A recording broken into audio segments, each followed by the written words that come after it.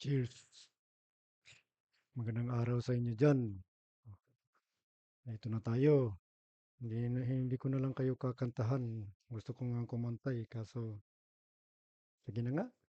Eto na, eto na, eto na. Ah. Sana naman ay nakapag-kape, coffee na kayo diyan at tsa or anong mga inumin diyan. Simulan na natin 'to. Wala na tayong maraming excuse pa. Ay, kahapon ay yung araw ko kahapon. Maraming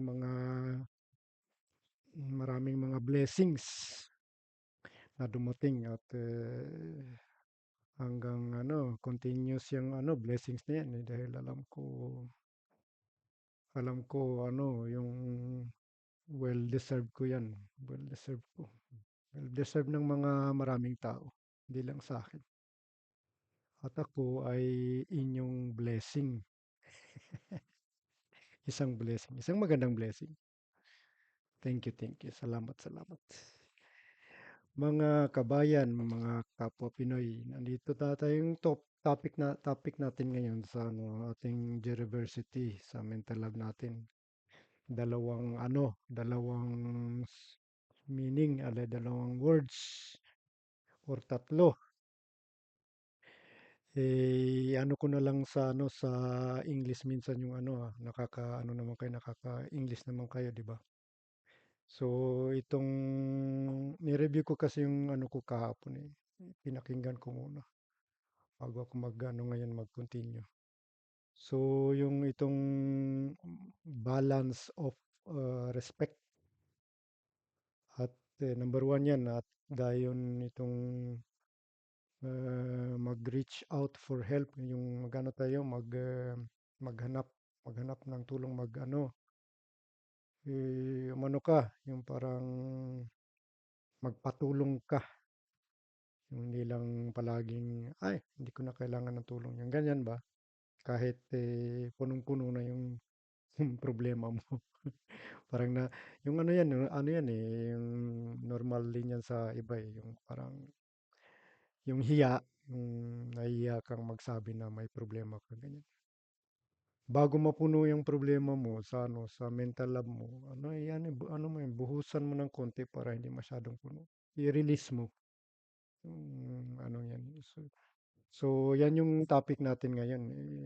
Siyempre, may mga ingredients yung mga yung mga words na yan. Yung first cup na coffee ko, umano na yung parang lumalamig. Ay, so yung kahapon, ano ko muna, i-relate ko yung mga words na yan sa siyempre sa experience ko. At yung itong practice of words of uh, and nagsiswedish na and applying to the daily life. Ito yung i-apply natin sa natin i-practice natin sa natin mga tungkulin natin sa buhay, hindi lang natin siyempre sabihin sa iba. Hindi ko lang sinasabi yan sa inyo, ina-apply ko rin yan sa sarili ko kung buhay siyempre. At kasi para bang nagsisinungaling ka na dami mo nang nasabing ganun. Tapos maya-maya merong umangat ng kung ako ba yung teacher sa classroom, sabi, may nag-raise hand, sabi niya, Teacher, ginawa mo na ba yan lahat yung sinasabi mo? Parang babalik din sa'yo yan eh. So, siyempre, pag nagsalita ka, kailangan may ano ka na yan, may experience ka na yan at nagawa mo na. At yung iba, siyempre, gagawin mong mas maganda. Yung parang i-level up mo, raise your standards, di ba? Yung nasabi ko sa ibang ko.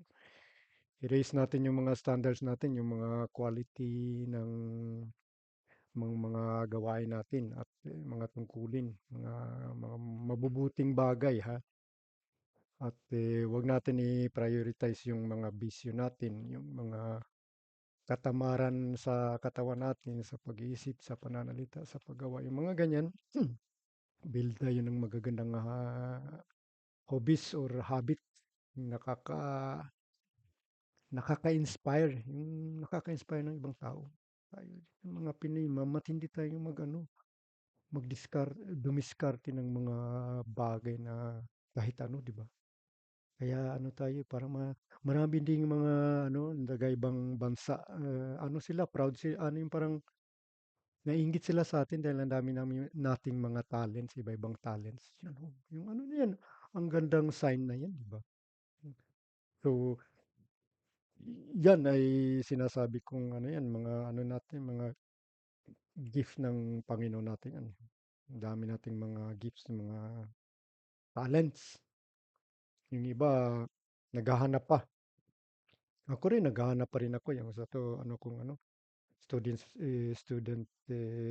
ano pa ako, face ngayon, yung level, di ba? Student nakalagay dyan sa Facebook ko nga pala. Shout out kay sa aking sarili university. Nakalagay doon ano yung sa ano The Disciple of Life. Eh, bagong account ko yan dahil nasira kasi yung luma kong cellphone para namang sinadya yun nasa yung parang unconscious yung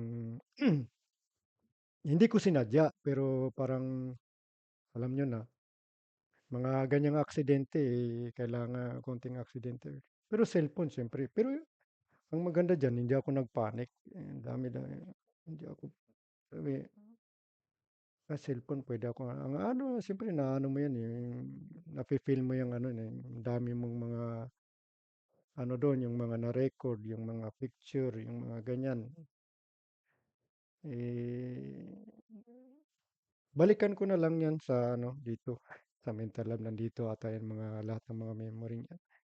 Kaso lang siyempre yung ano alam niyo na nakaka-relate kayo niyan. Pag nawala yung cellphone, yung sinabi ko last yung preview nating ano para bang ano yan yung part sa ano mo sa katawan.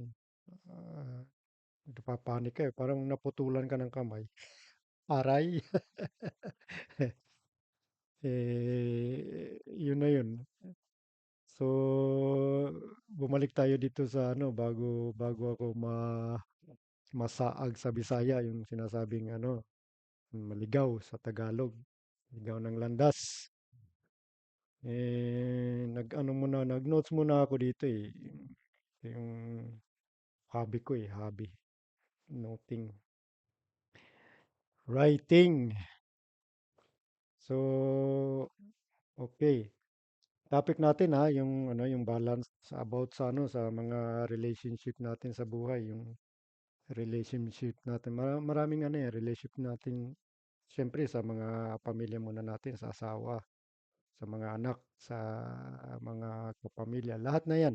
Basta relationship sa saka ano, included na 'yan yung relationship natin sa Panginoon. Yan, ano 'yan, para sa akin ano 'yan, number one 'yan actually. So, itong balance of respect na ano, topic natin. Masasabi ko diyan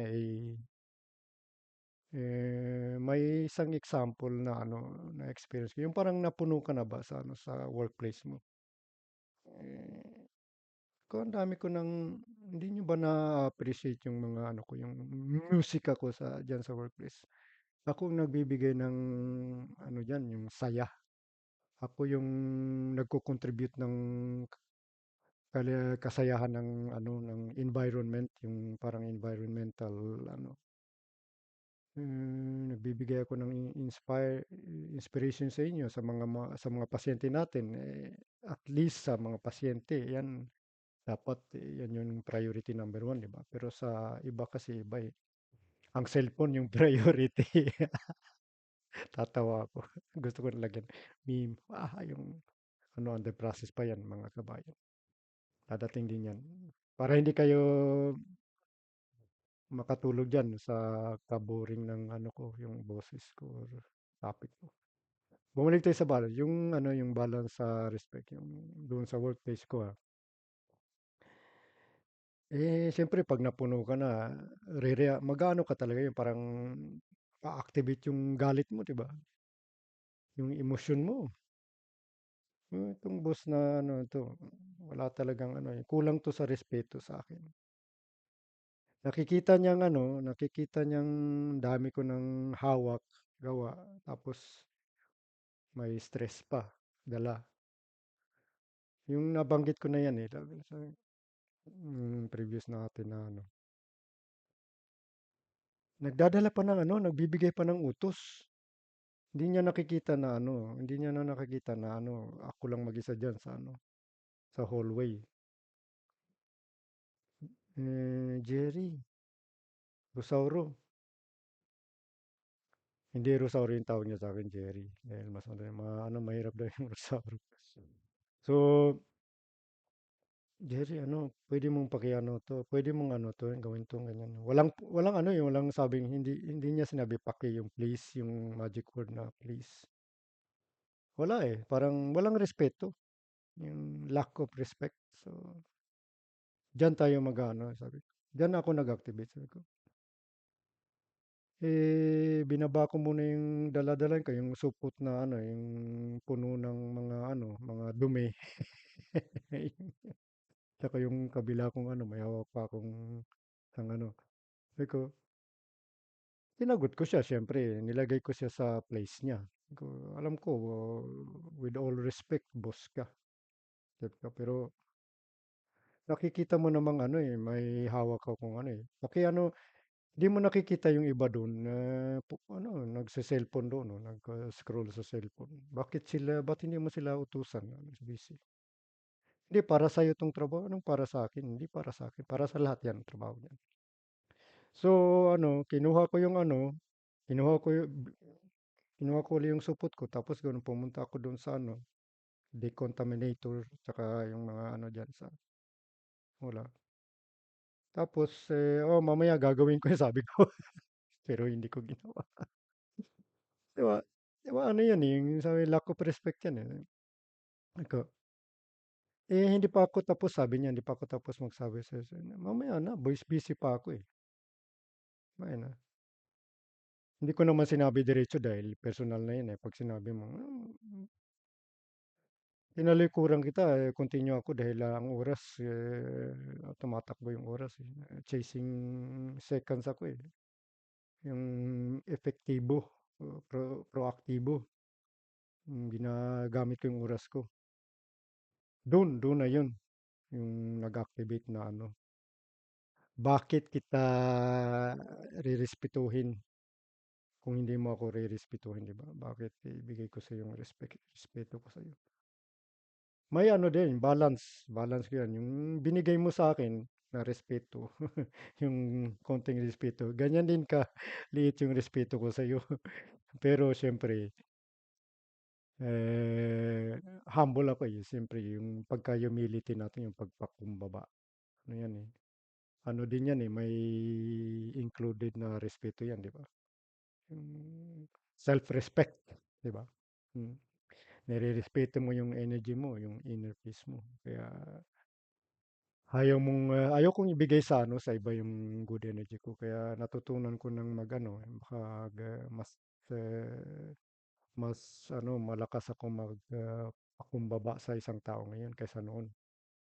Dahil syempre yung inner peace ko ano yan eh, yung priceless, yun, walang makakano niyan, hindi ko ipapakuha sa iba yan. Yung mga energy, yung sinabi kong energy vampires, yung mga negatibong tao, yung mga haters at saka yung mga naysayers, yung walang mga paniniwala sa sarili nila, di ba? Yung gano'n, yung parang wala na silang ano, yung sense of self-respect, yung mga gano'n. Tapos binibigay na yung mga kabastusan or kasamaan sa iba. Hindi gano'n. Bumalik tayo sa mental lab natin. Tapos yung mga pala, no, yung nasabi kong gano'n. Hindi pala maganda yun. Tao pala tong ano, kinausap. Di ba? So, stretch muna ako. Ayun. Siyempre nakaka-relate naman yung mga ano, tayong mga Pinoy diyan, sa Saudi kahit saan sa mundo, 'di ba? May mga yung mga amo-amo natin, ano talaga 'yan, yung nag-boss-boss talaga 'yan sila. Hindi lahat, pero ginagamit nilang ano, title. Yung title nila ano 'yan, ano lang yung utos-utos. I am the boss. So that's why I'm utos-utos.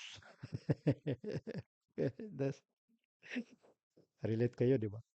Pero siyempre humble, pakumbaba tayo. Siyempre ano yan eh, yung parang ayoko nang mawalan ng trabaho. Yung mindset na dahil ito yung ano, ito yung nandito na ako.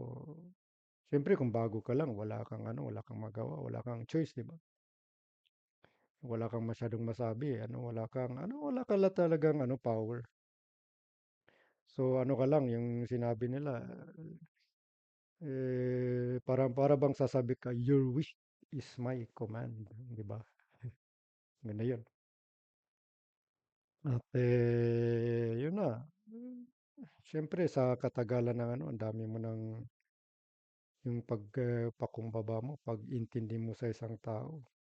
Nag-aano yan eh, nagko-compound yan eh sa loob no, sa ano, sa mental mo dito or at dito sa puso.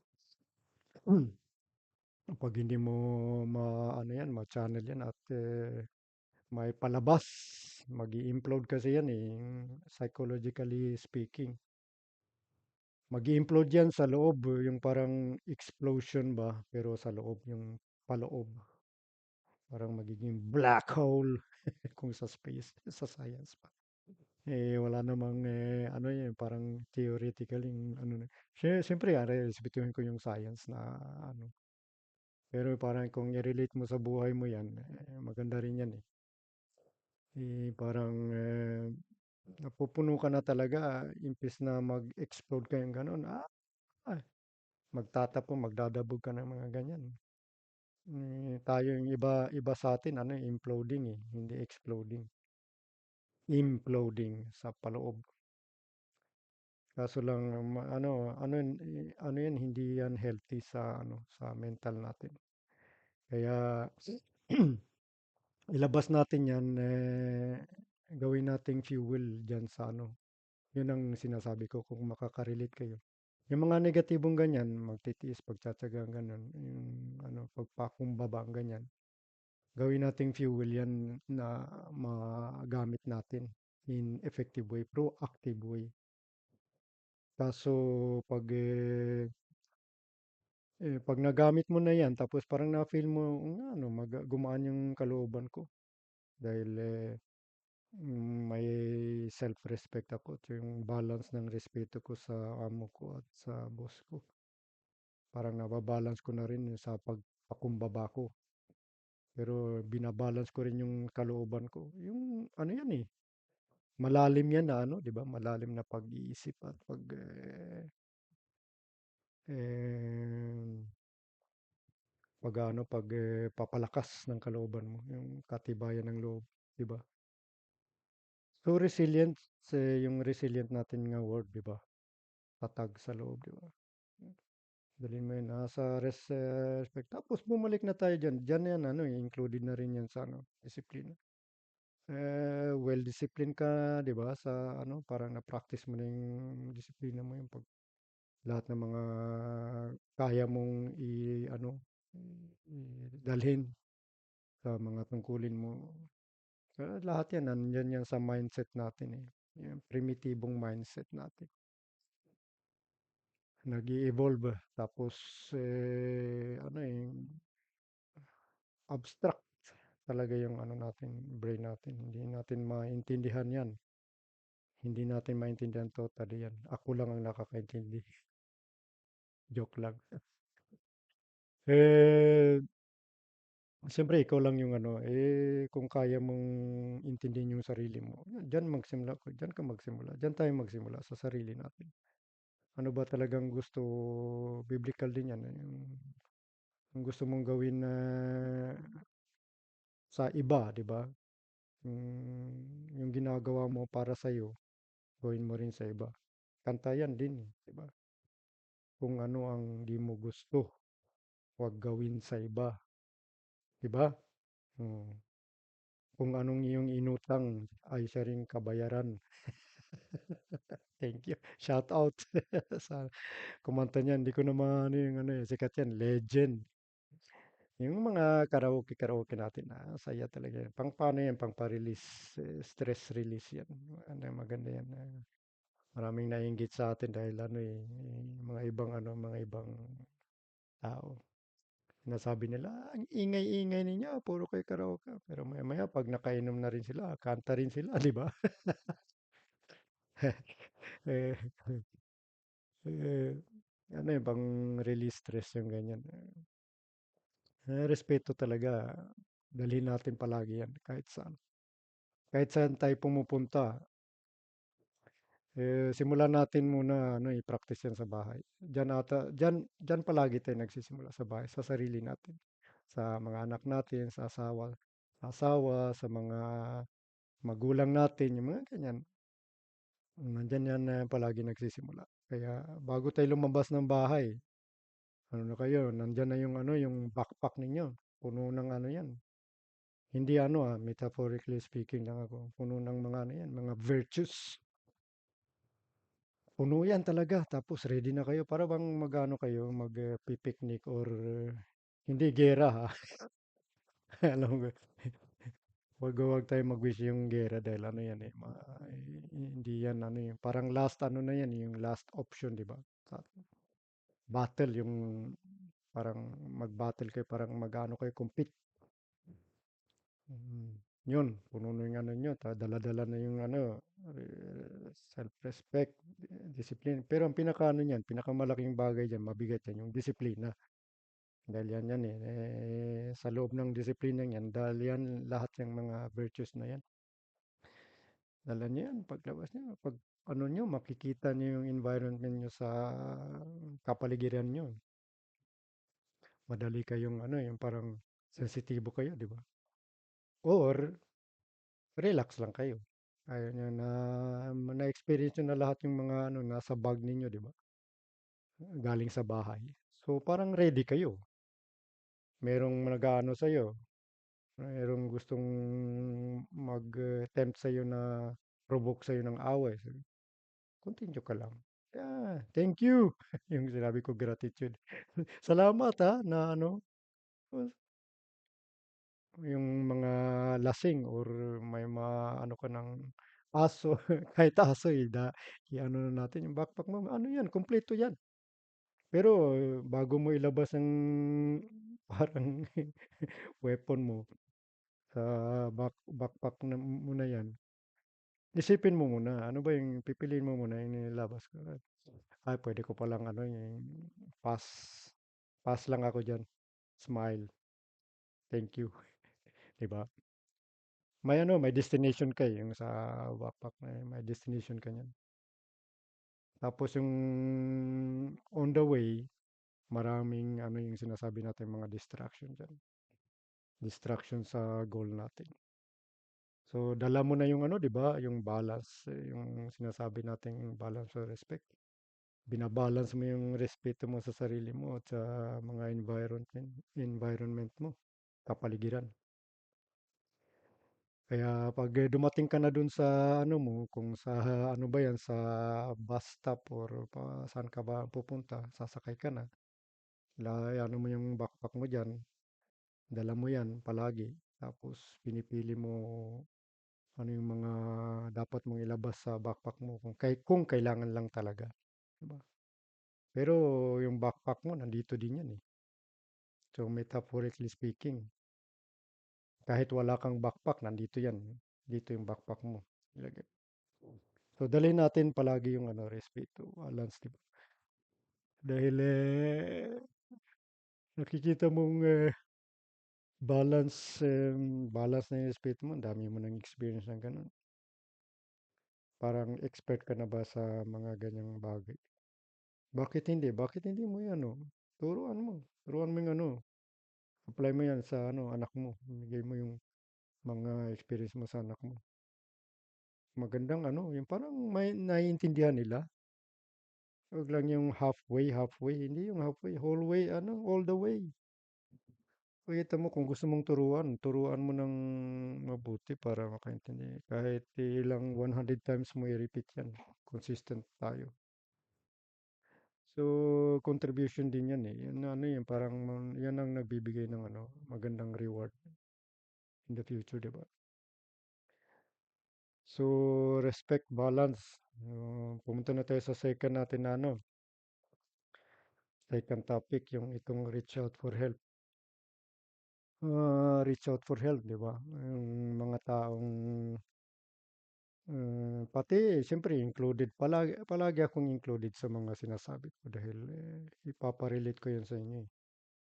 Eh, yung punong-puno ka na sa problema ba, 'di ba?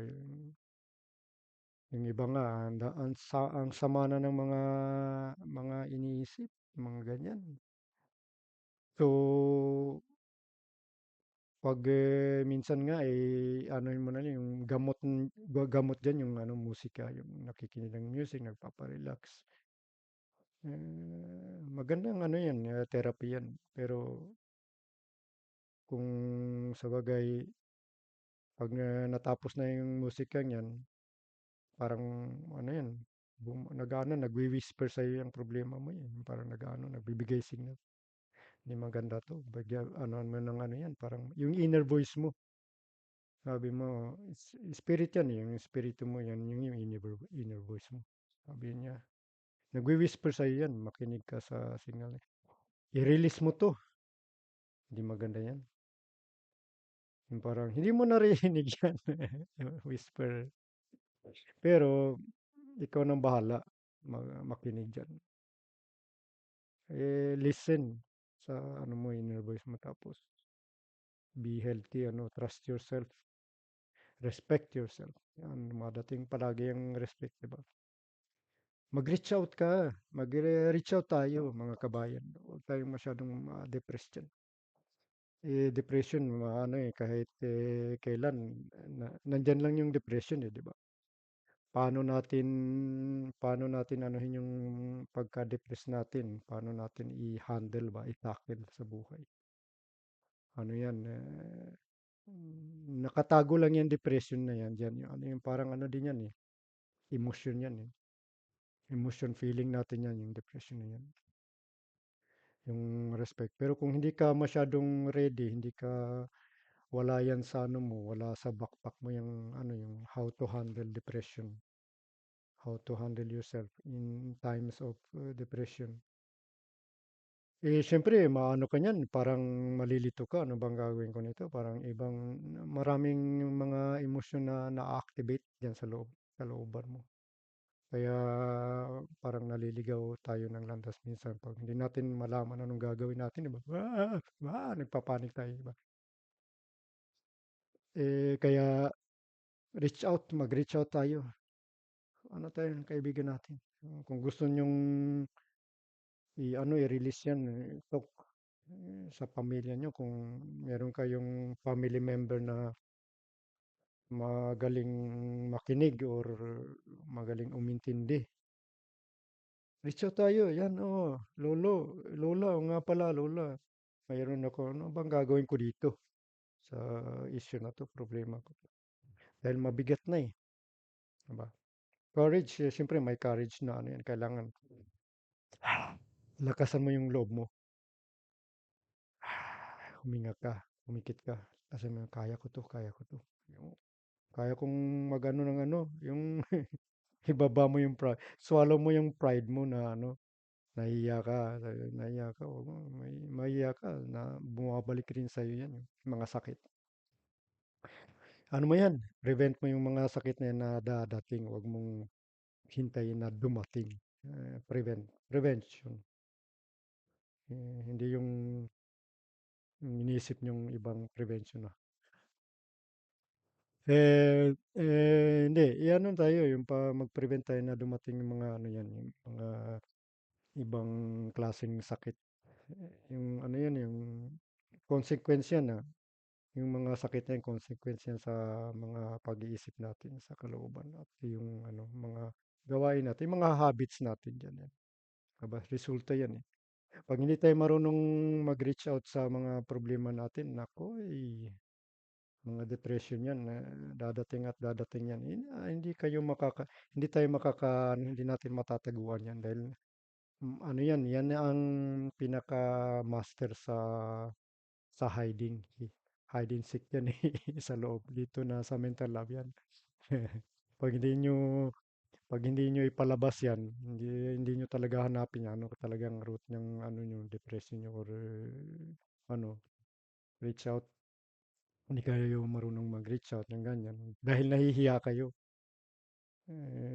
Process takes lahat naman ng mga process na 'yan, eh, na ano, may ano, it takes time. It takes time. Lahat it takes time. Time lang naman, eh. Time lang yung assets natin, yung pinaka-ano. Kaya yung oras tumatakbo. Kahit anong mga ano natin, tungkulan ng mga ginagamit natin sa oras natin. Bigyan natin ng oras yung sarili natin na ano, nga pala ano, pwede pala akong pumili. Ito, piliin ko. Wag yung bisyo ah. Yung depression eh, daan nyo sa bisyo eh. Akala nyo ano, wala na yan pagkatapos yung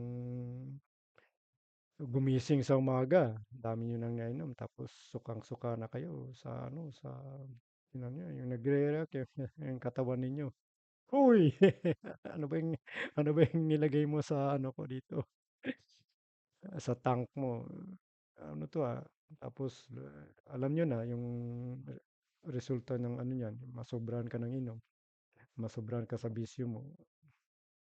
Ano yan, yung mga bisyo yan, self-destructive yan. Ba't nyo sasariliin, sisirain yung bigay, ang biyaya ng Panginoon, yung katawan natin at yung buhay natin. Alagaan natin, respetuhin yan. Dala na yan sa self-respect. Alagaan natin yung katawan natin, di ba? Inspire, inspire, inspiration lang naman ito. At motivate ko kayo, influence ko kayo para tayong mga Pinoy, mas dadami tayo, lahat tayo makikita natin yung mga talent natin. Kita natin yan sa mundo, di ba? Kita natin yan. Yan, so, wow, di ba? Chain reaction yan eh. Chain reaction. Nagre-react yan sa iba. Ganyan pa. Connecting. Connectivity. Yan, mga words lalabas din lahat. So, yun, mag-reach out tayo. Dalhin natin yung mga backpack natin, yung metaphorically. Invisible yan eh. Pero nandito. Di ba? Dalhin natin yung mga kailangan natin sa backpack na yan dahil na-practice na natin yan sa bahay. Ano na tayo, yung confident na tayo, di ba? Balance, balance. Relax, humbleness, humility. Lahat yan, naku, sarap niyan pag na-master natin yan lahat. So mga kabayan, 33 minutes uli. Same as last time. Finalizing na ito, yung next topic natin, ano na lang, ano ko na lang, parang sneak peek. Itong next topic natin, itong pera at contribution. Yan yung topic natin next time. So, labas ninyo yung experience ninyo sa pera dyan. Sa ano ninyo, backpack. Ready na kayo mag-comment sa ano ko. Saka yung contribution. So hanggang dito na lang mga kabayan. Sana may na-contribute ako sa inyo ngayon na mga words at yung mga pananalitang Rosauro, the Dr. Dagat, the Derivational and Deriversity. Ano yan eh, Rosaurus University yan eh, Jerry's University. Pero inspired yan sa sa Motiversity sa YouTube, syempre. So hanggang dito na muna. At tandaan nyo yung ano nyo ha, mga backpack nyo bago kayo umalis ng bahay. Dalhin nyo yung mga magagandang virtues na napili ninyong dalhin. Okay. So, cheers at vibrate always. Vibrate kayo ng peace, love, and understanding ha. Mm, Kailangan talaga yan palagi. Dalhin nyo rin yan sa backpack ninyo. At pag na-stress kayo, huminga kayo. Pumikit, huminga. Huwag sa gitna ng daan. Lol. Sige. Okay. God bless and Godspeed sa inyong lahat, mga Pinoy ko. At sa buong mundo. Loaded na yan lahat.